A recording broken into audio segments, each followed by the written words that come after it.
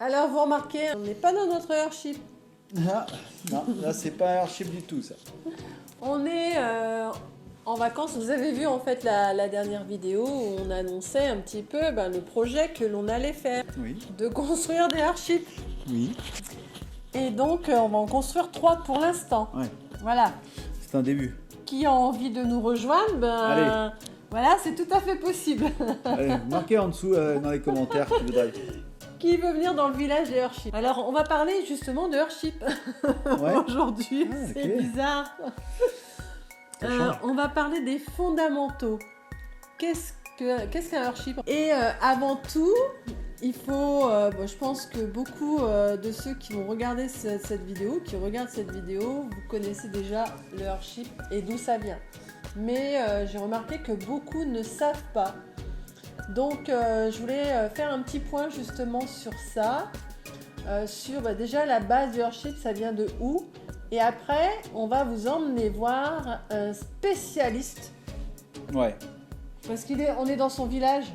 Le spécialiste français, Le spécialiste français des Airships, on peut le dire.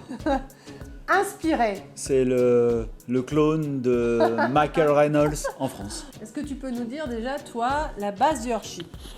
Ça vient d'où? Ça a été créé quand? Par qui? Etc. Alors, ça a été créé par Michael Reynolds. Michael Reynolds, c'est un Américain. Et dans les années 60, au début du mouvement hippie, c'est ce que c'est contre la Des consommation. Ouais, c'est des révolutionnaires. Oui, ça doit être des révolutionnaires. C'est des gens qui sont contre la consommation, qui sont contre ce qu'on nous vend, quoi, le consumérisme à grande échelle. Ouais. Et pourtant, c'est un Américain. Contre tout ce qu'on Mais nous bon, oblige. le mouvement hippie a été partout dans le monde. Et lui, dans les années 60, il a fait une thèse en fait sur les maisons complètement autonomes, enterrées. Il a déposé ça au cabinet d'architectes qui vérifie un petit peu la solvabilité de tous les projets. Et dans les années, à partir de 71, il a commencé à construire son premier Airship à Taos, au Nouveau-Mexique. La particularité, c'est que c'est un désert. Il fait moins 40 l'hiver, plus 40 l'été, donc des grandes différences de température.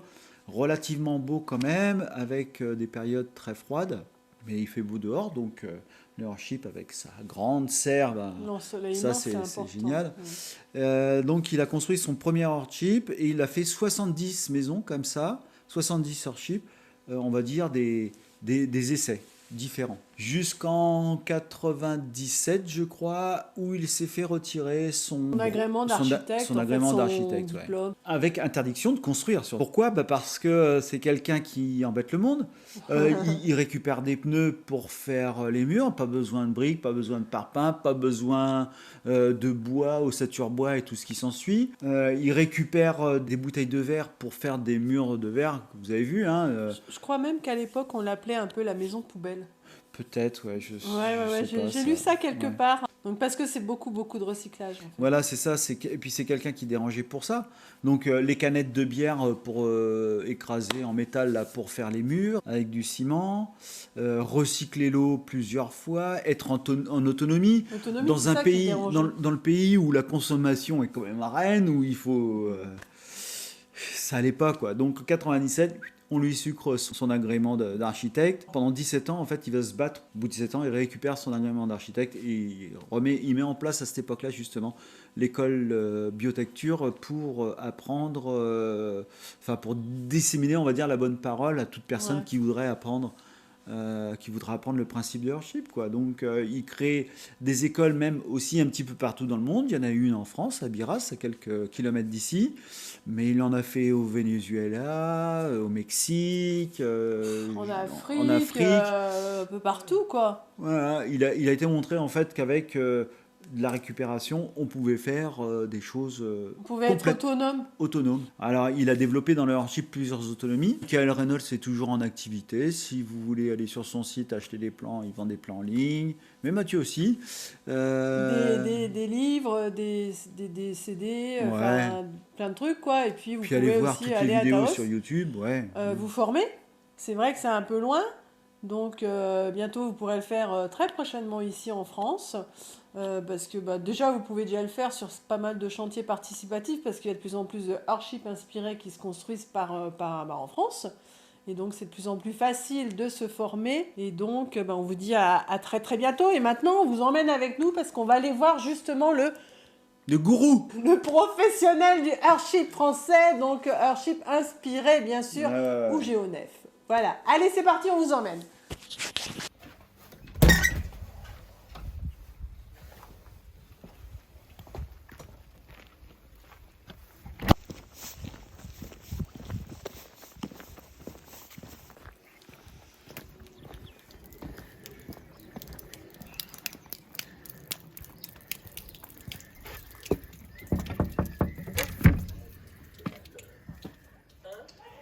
Salut grand gourou. Et quel heureux hasard de te voir par ici. Il fait 170 mètres carrés sans garage. En largeur. Il fait 5 mètres 90. C'est plus large. L'intérieur des pièces, c'est comme chez vous. À 10 cm près, je crois que chez vous c'est 6 mètres, non? Ouais. Mon petit Mathieu, c'est quoi les principes du Earthship? Ils sont au nombre de combien? Il y a 6 principes et il y a un 7e caché, selon moi. Ah ouais? Tu nous le dis à la fin celui-là? Ouais. D'accord. C'est la surprise. C'est la surprise. C'est un principe que je trouve intéressant et qui est beaucoup et qui est très vrai en France en plus. Alors commençons pour le number one. Alors, moi les principes, je les prends par ordre de... Mais c'est comme ça qu'ils sont donnés aussi par Michael Reynolds, je pense. C'est par ordre de ce qui est le plus important pour nous en tant qu'être humain. Donc, le premier, c'est ce qu'ils appellent avoir un abri confortable. Moi, je l'ai traduit par le bioclimatisme. Donc le bioclimatisme, pour moi, dans le Earthship, ça se traduit par plusieurs manières. Donc déjà, c'est une maison qui est semi-enterrée. Ouais. Donc le fait qu'elle soit semi-enterrée, donc on a la géothermie passive. En fait. On profite des bénéfices d'être enterré, donc d'une température plus stable, plus constante, environ, selon les endroits, mais entre 12, 15 degrés, etc. Donc même s'il fait moins 10 dehors, au moins il fera toujours 12 degrés au minimum, parce qu'on est enterré. Ça c'est super important, ça peut faire un delta, suivant la température qu'il fait dehors, ça peut faire jusqu'à un delta de 20 degrés de différence, c'est énorme en besoin de chauffage, 20 degrés, donc ça c'est un des principes les plus importants. Donc attends, pour rassurer les gens quand même, Ouais. Dans ce Earthship, il ne fait pas 12 ou 13 degrés. Non, il ne fait pas 12 ou 13 degrés.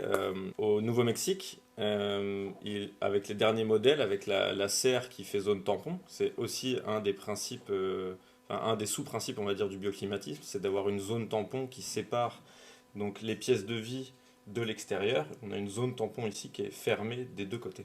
Donc ce qui n'était pas le cas dans les modèles, dans les premiers modèles de Earthship. Avec cette zone tampon, maintenant, au Nouveau-Mexique, eux, ils ont 21 degrés à l'année sans aucun système de chauffage, mais parce qu'ils ont un ensoleillement qui est énorme, et parce que c'est un climat de plateau, c'est plus de 2100 mètres d'altitude, etc. C'est pas le cas de la France. En France, on a moins d'ensoleillement, etc. Donc forcément, moins d'énergie passive aussi. Donc ça fait aussi partie du bioclimatisme, c'est qu'on est sur une façade sud qui est complètement vitrée.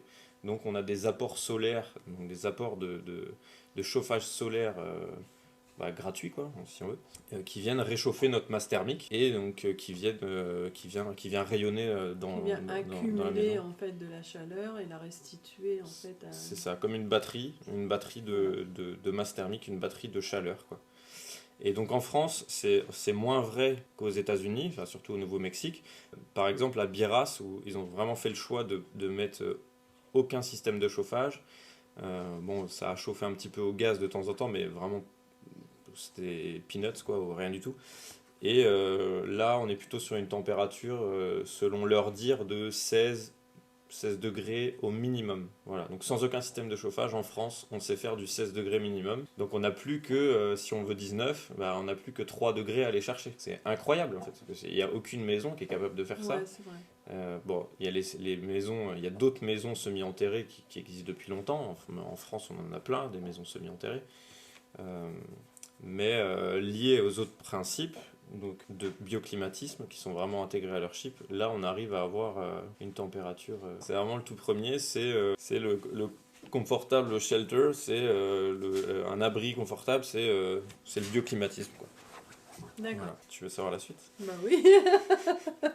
Enfin, moi, je connais un petit peu la suite, mais j'aimerais en fait que les personnes qui démarrent un peu à la découverte de ce concept comprennent bien ce que c'est en fait. Pour vous.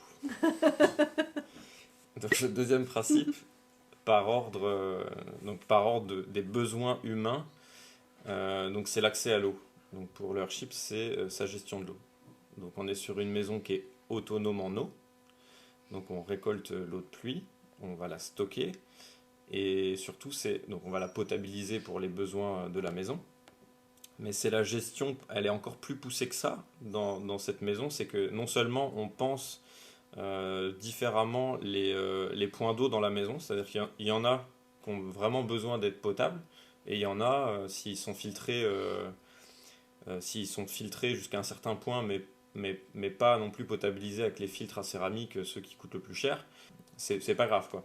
Donc déjà, on a une réflexion sur l'usage de l'eau directement à la source, quoi, dans notre local technique, etc. Donc on va vraiment maximiser, on va dire, l'utilisation de la technique, quoi, les filtres, etc. pour vraiment aller à l'essentiel, quoi. Et donc non seulement on fait ça, mais ensuite on a une circulation de l'eau dans la maison qui est intelligente, hein, puisqu'on va séparer les eaux grises des eaux noires. Et les eaux grises vont être utilisées plusieurs fois dans la maison, donc ce qui n'est pas le cas de la plupart des bâtiments aujourd'hui. Aujourd'hui, tu te laves les mains dans ta salle de bain, l'eau elle est claire, elle est propre, elle pourrait être réutilisée pour faire quelque chose. On l'envoie directement à l'assainissement, donc ce qui n'a pas trop de sens. Dans un Earthship, on va lier l'utilisation de l'eau avec le troisième principe, le troisième grand principe, qui est la production de nourriture. En général, l'eau, c'est de l'eau de pluie qui est récoltée sur le toit. Et c'est aussi pour ça qu'on utilise un bac acier ou en tout cas, c'est pour ça qu'on n'utilise pas une toiture végétalisée, parce que la toiture végétalisée a dans ses mauvais points qu'elle réduit le débit d'eau à la sortie, puisque les plantes l'utilisent et la transpirent, etc. Comment ça marche un petit peu ce système d'eau grise, ce système d'eau noire en fait de récupération et puis le schéma complet en fait, est-ce que tu peux nous l'expliquer? Ouais. Donc au niveau de l'eau, on capture l'eau du ciel.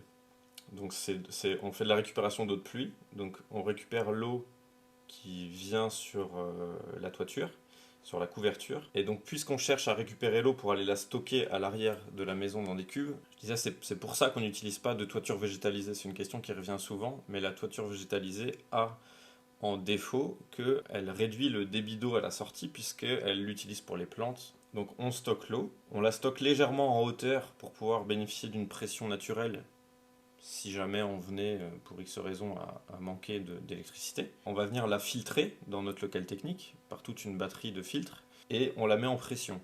Parce que vu qu'on n'est pas sur le réseau, on a besoin de la potabiliser éventuellement, enfin en tout cas de la filtrer, et de la mettre en pression pour avoir de la pression au robinet. Ensuite, on vient l'utiliser par exemple dans la salle de bain, on va l'utiliser dans le lavabo, dans la douche, et cette eau-là, plutôt que de partir à l'assainissement, elle va partir dans nos cellules botaniques, directement à l'intérieur de la maison, dans la serre. Et donc ça va servir le troisième principe du Earthship, qui est la production de nourriture. Cette eau-là, ensuite, elle n'est pas perdue, donc on fait de la production de nourriture avec, on la filtre un petit peu, bon, on a un petit filtre, mais qui est surtout pour les odeurs, et on va prendre cette eau-là, on va l'envoyer dans les toilettes, puisque l'eau des toilettes, entre nous, n'a pas du tout besoin d'être potable. À la limite de l'eau de pluie, c'est déjà très bien, mais de l'eau qui est déjà de l'eau de pluie, puis en plus elle a déjà servi 2 fois, c'est encore mieux. Et quand on flush nos toilettes, là elle va partir à l'extérieur, dans le système d'assainissement, qui peut être là soit un tank, donc c'est l'équivalent d'une fosse septique, ça peut être une phytoépuration, etc. Et donc là, l'eau se retrouve à l'extérieur. Donc on a eu un usage de l'eau qui est efficace et efficient, puisqu'on l'a utilisé plusieurs fois dans la maison. La nourriture. La nourriture, c'est important aussi pour l'homme, moins que l'eau, mais c'est important. Là, je reviens sur la coupe du Earthship. Dans notre zone tampon, donc, qui est une serre, ce qu'on pourrait appeler une serre bioclimatique, on a intégré des cellules botaniques donc, qui sont étanches par rapport au sol. Donc l'eau qu'on envoie dedans, elle est contenue dans cette cellule botanique pour être traitée, etc. Puis pour pas repartir dans la nature. Et donc ça nous permet en fait de faire de la production de nourriture à l'année, puisqu'on est dans une serre, donc on n'a jamais moins de 10, 15 degrés, ça dépend où on est en France. Et donc on va faire de la production de nourriture. Donc plutôt, ce qui est conseillé par Earthship, c'est plutôt d'éviter les légumes racines, parce que cette eau-là, quand même, c'est une eau c'est une eau grise. On va préférer qu'il n'y ait pas de contact avec le sol. Voilà, donc tout ce qui est fruits en hauteur, tu vois, la différence entre tout ce qui est dans le sol et qui est hors sol. C'est ce que j'ai retenu. Après, il y a des livres, ils ont fait des livres complets sur ce qu'il faut faire dans la greenhouse. Il y a plein de trucs qui marchent très bien. On arrive à faire pousser des bananes dans des serres de Earthship, y compris en France. Des agrumes. On a des tomates toute l'année. Des tomates qui deviennent vivaces. Oui. Et il y a d'autres choses qui peuvent devenir vivaces, donc, du coup, à l'année. Après, le confort, l'eau et la nourriture. Oui. Et donc, vas-y, moi j'ai besoin de savoir le reste. Donc après, donc quatrième principe du Earthship, donc pareil si on reste, pour moi, dans vraiment les besoins primaires de l'être humain, ça va être de gérer les eaux usées, parce que ça peut amener à des gros soucis, dans l'histoire, c'est principalement ça qui a fait les grosses épidémies qui ont ravagé, voilà. Donc le traitement des eaux usées, c'est quelque chose qui est intégré au principe de Earthship. Alors, c'est peut-être un peu moins vrai en France parce que, aux États-Unis, quand ils se sont lancés là-dedans, de leur dire, il n'y avait pas tout ce qui était, en tout cas à Taos, à l'académie, on nous a appris ça, c'est qu'il n'y avait rien, aucune réglementation sur, là on est dans les années 70, même avant, donc aucune réglementation sur les assainissements, etc. Bon, en France, on n'a pas tellement le choix, c'est-à-dire que si on a le tout à l'égout dans notre commune, on doit se brancher au tout à l'égout, c'est comme ça. S'il n'y a pas le tout à l'égout, alors là on dépend du service public d'assainissement non collectif. Et donc on a le choix, mais il faut faire quelque chose qui est agréé, on ne peut pas faire n'importe quoi.